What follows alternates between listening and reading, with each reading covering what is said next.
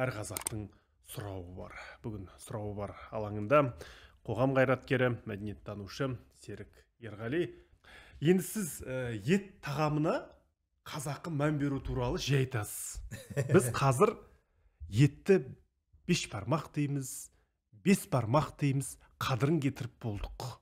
Ал қазақ ешқашан 5 бармақ деп айтпаған. Қазақ ет асқан. Сіз қазір осы еттің атауын өзгертейік дейсіз. Жоқ, өзгертейік болғанда 11 тұжырымның біреуі осы. Иә.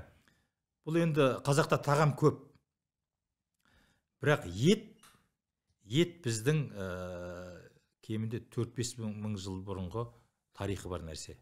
Мына Зейнолла Самашев деген ағамыз, археолог, Берелді қазғанда содан астауымен, кәдімгі жамбасымен, сүбесімен ет тапты. Ет сол күйінде сақталған, мұзда сақталған. Яғни баяғы скип сақтардың. Бірақ ол қалай аталған? Тек мен атауын зерттеген жоқпын. Бұл тағам қалай қалыптасқанын зерттедім. Сонда 3 этаптан өткен. Бастапқы этапы бұл жаңағы құрбандық, ритуалдық характер сипаты болған. Екіншісінде ол дәстүрге айналған, екінші сатта. Үшінші сатта шамамен 19 ғасырларда бұл этнологиялық сипатқа айналған. Яғни қазақтың немесе башқұрттың тағамына айналған. Алғашқы екі сатта бұл ас деп аталып жүр. Ас беру деген содан шығады. Ас беру. Яғни ас деген сөздің өзі ол аспан деген сөз негізінде. Яғни ас еліне, аспанға, әруақтарға қорек беру. Соңғы қалыптасқанда бұлай болған. Бұрын ас деген не? Ол ас деген кәдімгі мүшесімен жаңағы астауға салады. Басқа ештеңе қоспайды. Жуа қосып, сорпамен солай қымызбен, шұбатпен ішкен ғой, жеген. Бұл құрбандықтың асы. Құрбандық кәдімгі малдың несі. Бертін келе 19 ғасырда, 18 ғасырда да белең ала бастайтын, әсіресе отырықтанған жерлерде. Ол кезде жаңағы қамыр қосқан. Қамыр жайма. Енді бұл не? Біреуі мал садақа, екіншісі нан садақа. Екеуі бірігіп кеткен. Екеуі бірігіп тағамға айналған. Бірақ атауы қалыптаспай қалған. Атын біреу ет дейді. Бертін келе, бірақ жаңағы этнологиялық сипатта біраз атаулар болған әртүрлі. Ноғайлар, қарақалпақтар, турама, торама дейді, құлама, сулама дейді мына башқұрттар.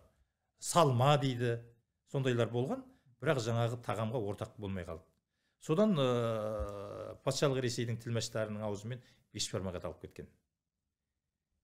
5-ің önінде 5, бармағың мынау бармақ. Бізде біреу ғой бармақ. Я бас бармақ де, я 5 саусақ де. Сонымен қазір біреудің сөзімен ойдан жасалған. Біз бас тағамызды атап жүрміз. Енді бұл намысқа келмей ме? Оны 5 деп қояды біздің балалар, жастар. 5 деп әлдеқандай қады. Қысқаша атасаң ас де. Енді бұны екі түрлі екенін халыққа жеткізуіміз керек. Бірінші, мүшесімен, сүйегімен қосып тұратын ол ас.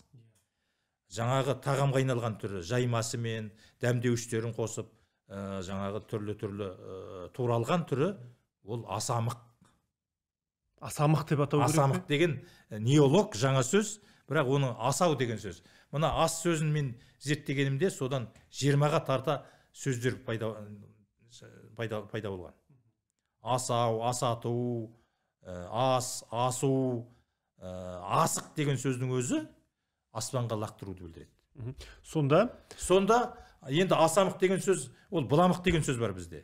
Бұламық дегенде кәдімгі қарияларға, балаларға арналған тамақ қой. Мақ, мүк деген жұрнақ. Болды, мен ештеңе ойлап шығармын, қазақтың өзінің сөзі. Асау, асамық, аласында асайсың. Асағанда кәдімгі аласында бас бармақпен итересің. Ол деген кәдімгі технология. Енді бұны 19-20 ғасырдағы шовинистер, көшпенділерде, бейшараларда, бұларда тамақ ішетінде құрал болмаған дейді. Кешіріңіз, біздің ата-бабаларымыз күміспен ішкен жеген. Күмістен қасық болған. Ал енді Сібірден бастап Үнді мұхитына дейінгі халықтардың барлығы, азиялықтар, қолмен жейді. Білесің ба? Тәжіктерің бар, ана үнділерің барлығы қолмен жейді.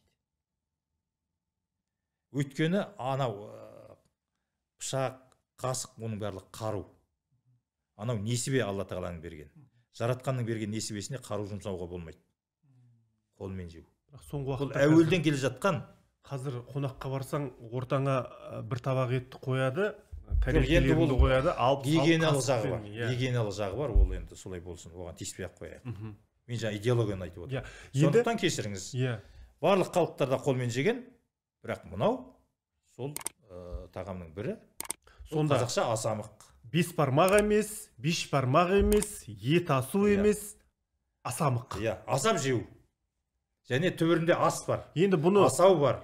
үкіметке ұсындыңыз ба? Осылай Жоқ, өзгертейік енді деп. оны үкіметке ұсынбайсың. Оны халық қабылдап, мейрамханаларға тырнақшаның ішіне әуелі асамық деп жазасың. Иә. Я асамық деп жазасың да тырнақшаның ішіне беш бармақ деп қоясың да 2 жылдан кейін беш бармақты алып тастайсың болды.